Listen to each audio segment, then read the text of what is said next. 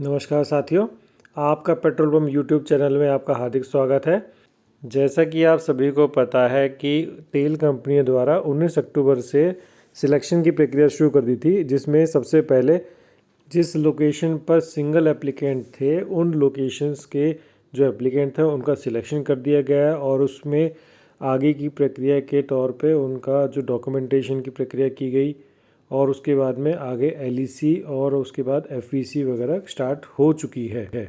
लेकिन इस प्रक्रिया में सबसे बड़ी जो इशू आ रहा है, कई लोगों के इंक्वायरी आ रही है कि सर हमारी जो है जो डॉक्यूमेंट सबमिट किए हैं उसमें कुछ कमियां हैं। तो मैं आपको ये बताना चाहता हूं कि कोई भी डॉक्यूमेंट यदि आप अपलोड कर रहे हैं तो वो बिल्कुल सही डॉक्यूमेंट अपलोड कीजिए। यदि आप गलत डॉक्यूमेंट अपलोड कर देंगे तो या तो वो कैंसिल होगा या फिर आपका जो केस है वो रेक्टिफाइबल की कैटेगरी में डाल दिया जाएगा। तो आज हम इसी विषय पर बात करेंगे कि कौन कौन से डॉक्यूमेंट अपलोड करने होते हैं और उसके बाद में आईएसडी कैसे पे करना है और में एक ही बार में आपका प्रपोज़ल स्क्रूटनी में निकल जाए। तो आइए सबसे पहले हम देख लेते हैं कहाँ से हम लोगों को ब्रोशर डाउनलोड करना है, क्योंकि सारे जो फॉर्मेट्स होते हैं वो उसी ब्रोशर में अवेलेबल हैं। इसके लिए सबसे पहले पोर्टल में जाएंगे, वेब पेज पर उसमें देखेंगे जो मेन स्क्रीन है उसी पे ही नीचे ऑप्शन आ रही है डाउनलोड ब्रोशर। ये मैंने ब्रोशर डाउनलोड कर लिया है और इसको आप जब भी समय मिले तो इसको पूरा पढ़ सकते हैं। लेकिन अभी सबसे महत्वपूर्ण जिस विषय पर मैं आज आपसे बात कर रहा हूँ कि कौन कौन से डॉक्यूमेंट्स बनाने हैं, तो सीधा उस पेज पर चलते हैं। तो आप सबसे पहले पेज नंबर 63 पर आ जाइए। ये एफिडेविट के रूप में है अपेंडिक्स 3।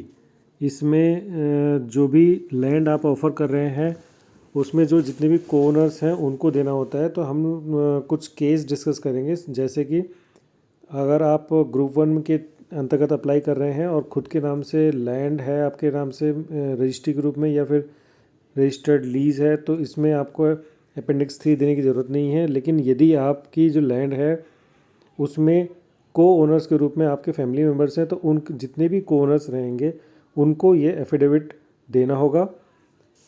इसके अलावा यदि लैंड किसी थर्ड पार्टी के साथ आप जॉइंट ओनर्स हैं तो उनको भी ये अपेंडिक्स 3 देना होगा। इसके साथ ही साथ अगर आपके द्वारा लैंड ग्रुप 2 के अंतर्गत अप्लाई की है तो जितने भी आपने लैंड ली है उनको भी अपेंडिक्स 3 सबमिट करना होगा।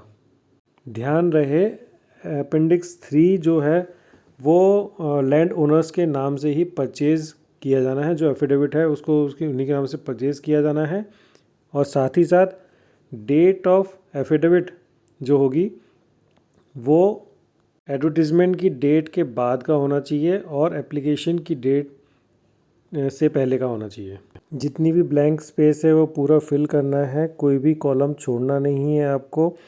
और यदि आपके द्वारा किसी भी लैंड को ओनर्स ने जमा नहीं किया है अपेंडिक्स 3 तो उस केस में ये प्रपोज़ल रिजेक्ट हो जाएगा। यदि किसी एक का भी आप ने सबमिट किया है तो उस केस में आपको एक मौका दिया जाएगा और रेक्टिफायर के अंतर्गत आपसे पुनः अपेंडिक्स 3 जमा करने के लिए बोला जाएगा। एक और महत्वपूर्ण बात, यदि आप रजिस्टर्ड लीज जमा कर रहे हैं तो जितने भी लैंड ओनर्स हैं उनके द्वारा ही लीज़ एग्जीक्यूट अगर कराई जाती है तो ही मान्य होगा। यदि लैंड ओनर्स में किसी एक से कराई जाती है तो उस केस में वो रजिस्टर्ड लीज मान्य नहीं होगी। अगला फॉर्मेट है अपेंडिक्स 5, जो कि एक सैम्पल लेआउट स्केच है जिसको एप्लीकेंट के द्वारा जमा करना होगा। जो भी लैंड ऑफ़र कर रहे हैं उसकी एक स्केच के रूप में उसमें इंफॉर्मेशन शेयर करनी है कंपनी को, जिसमें आपको बताना होगा कि उसकी लंबाई चौड़ाई कितनी है, फ्रंटेज, डेप्थ, रोड की चौड़ाई कितनी है, रोड से कितना ROW है, वो सब आपको इसमें इंफॉर्मेशन शेयर करनी पड़ेगी। जब एलईसी होगी उस समय फिज़िकली जो कंपनी के अधिकारी हैं उससे आपका मैच करेंगे। ऐसा ज़रूरी नहीं है कि जैसा इसमें नक्शे में दिया हो गया है वैसा के वैसे ही बनाना है। आप इसमें थोड़ा बहुत चेंज भी कर सकते हैं जो आपकी साइट जिस तरह की साइट है उसकी बेसिक इन्फॉर्मेशन आपको कंपनी को शेयर करनी है।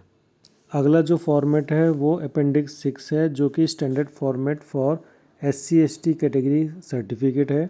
SC/ST कैटेगरी के जो कैंडिडेट्स होते हैं, जो एप्लीकेंट्स होते हैं, उनको इसी फॉर्मेट में अपना सर्टिफिकेट सबमिट करना है।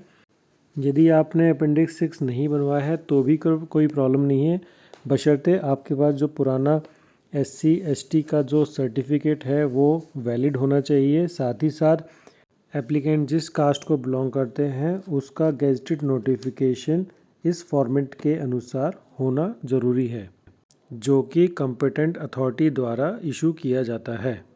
अगला जो फॉर्मेट है वो है अपेंडिक्स 7A के रूप में, जो कि OBC कास्ट सर्टिफिकेट है। उन्हें इसी फॉर्मेट में अपना OBC सर्टिफिकेट सबमिट करना होगा।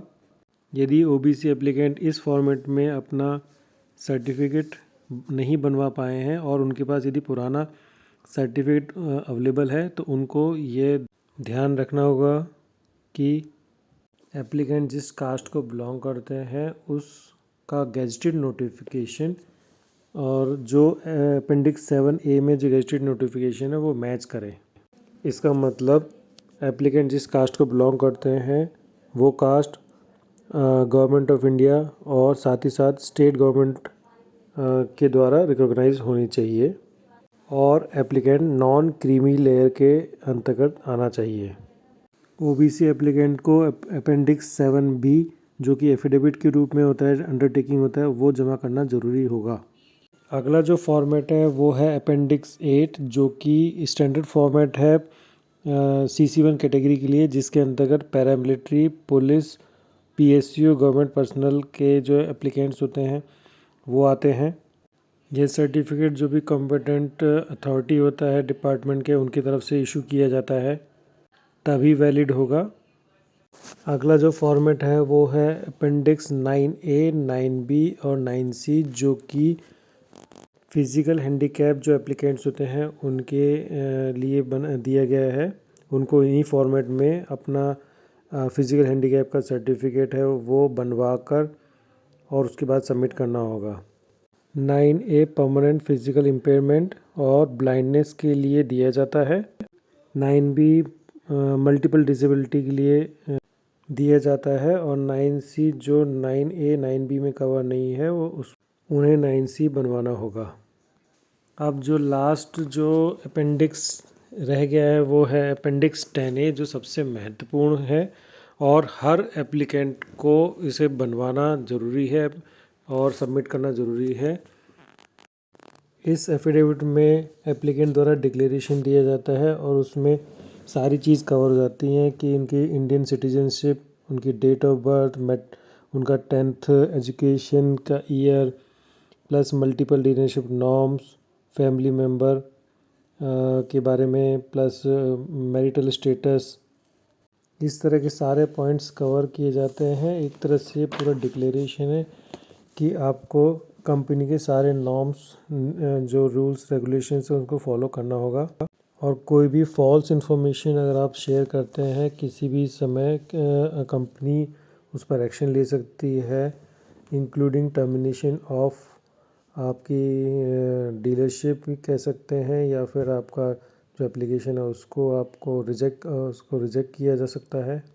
इसलिए इसमें से कोई भी ऑप्शन जो है उसको आप डिलीट नहीं कर सकते हैं। सिर्फ जो आप पे एप्लीकेबल नहीं है उसको आपको हटा सकते हैं। इसके तहत डिक्लेरेशन दिया जाता है कि यदि आपको डीलरशिप दी जाती है तो उस केस में आप कहीं पे एम्प्लॉयमेंट नहीं ले सकते हैं प्राइवेट या गवर्नमेंट सेक्टर में। और साथ ही साथ यदि आप अभी प्रेजेंटली एम्प्लॉयड हैं तो आपको उस उस जॉब से रिज़ाइन करना होगा जब आपका फाइनल लेटर ऑफ अपॉइंटमेंट दिया जाएगा उस समय। एक और महत्वपूर्ण पॉइंट 12G इसमें दिया गया है कि यदि आपने जो लैंड ऑफ़र की है, सेम प्लॉट यदि कोई और एप्लीकेंट उसको ऑफ़र करता है या जिसने किया है तो उस केस में आपकी जो RO डीलरशिप कैंडिडेटशिप है उसको भी कैंसिल किया जा सकता है।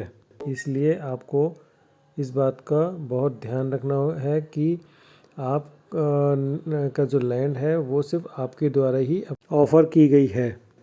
एप्लीकेंट को सिक्योरिटी डिपॉजिट और फिक्स्ड फीस भी जमा करना अनिवार्य होता है।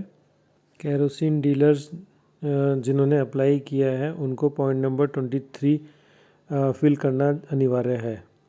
जिन एप्लीकेंट्स ने नॉन इंडिविजुअल कैटेगरी के अंतर्गत अप्लाई किया है, जिसमें रजिस्टर्ड सोसाइटी या कंपनी या चैरिटेबल ट्रस्ट आते हैं, उन्हें 10B सबमिट करना अनिवार्य होता है।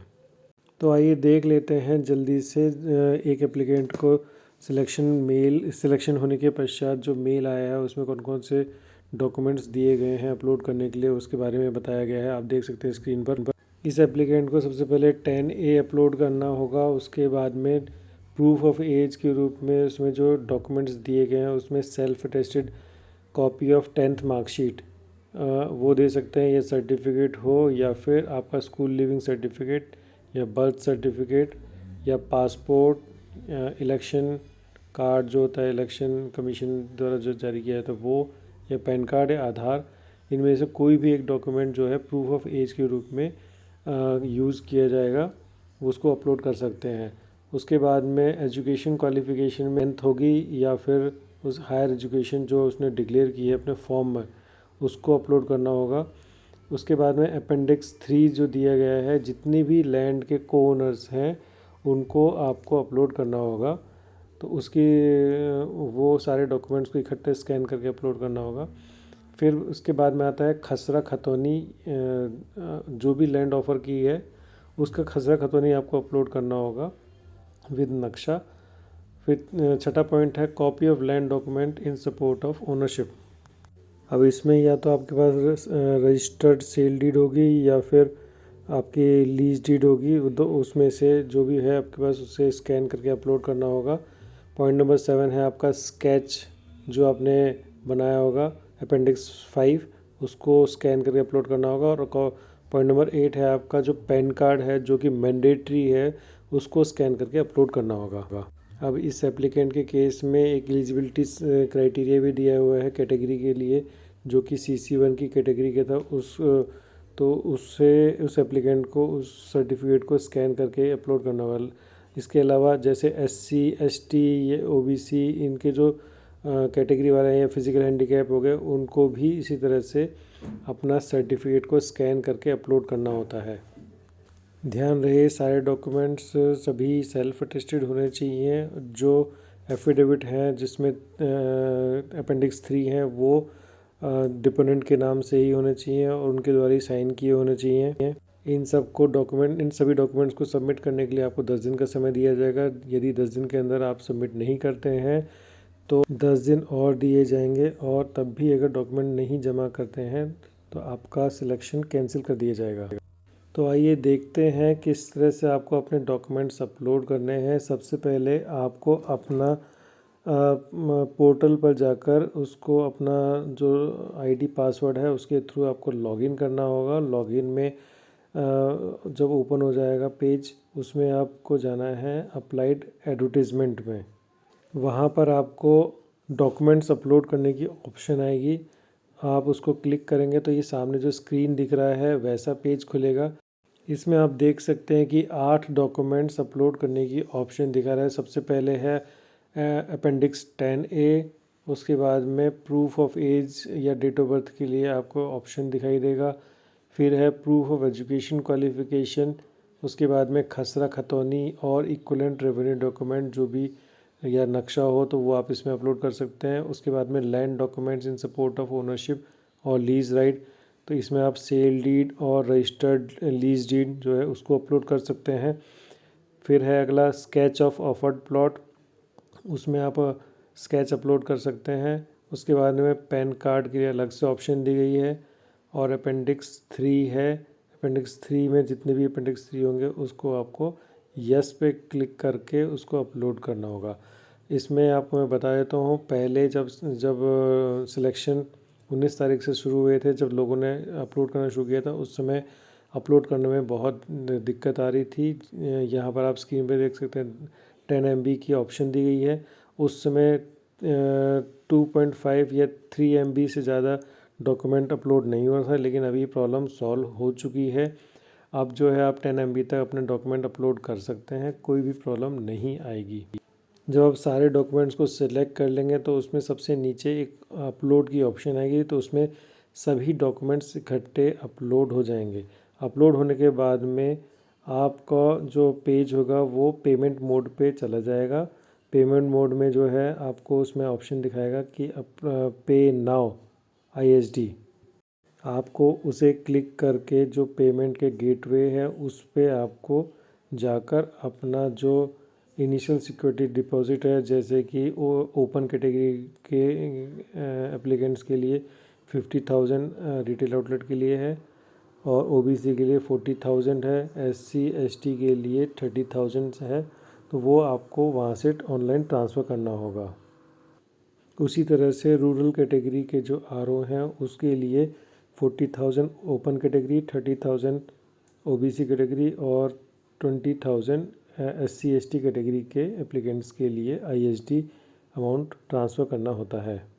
ISD और डॉक्यूमेंट सबमिट करने के बाद आगे का काम कंपनी का होगा। कंपनी आपके डॉक्यूमेंट की जांच करके उसमें यदि सभी सही डॉक्यूमेंट पाए गए तो आपका LEC के लिए आगे बढ़ जाएंगे। यदि डॉक्यूमेंट्स में कुछ कमी पाई जाती है तो आपको रेक्टिफाइबल के तहत आपको मेल आएगा, जिसमें आपको जो डॉक्यूमेंट्स बताए गए हैं उनको दोबारा से सही करके अपलोड करना होगा। यदि आपको किसी भी तरह की कोई समस्या आती है तो आप सीधा कंपनी के अधिकारियों को भी कांटेक्ट कर सकते हैं। यदि आपको किसी भी तरह के कोई सवाल पूछना चाहते हैं तो कृपया आप कमेंट में पूछ सकते हैं। अगले वीडियो में हम ड्रॉ फ्लॉट की पूरी प्रक्रिया जानेंगे और स्क्रूटनी, LEC, FVC और LOI किस तरह से दी जाती है उसकी भी पूरी जानकारी दी जाएगी।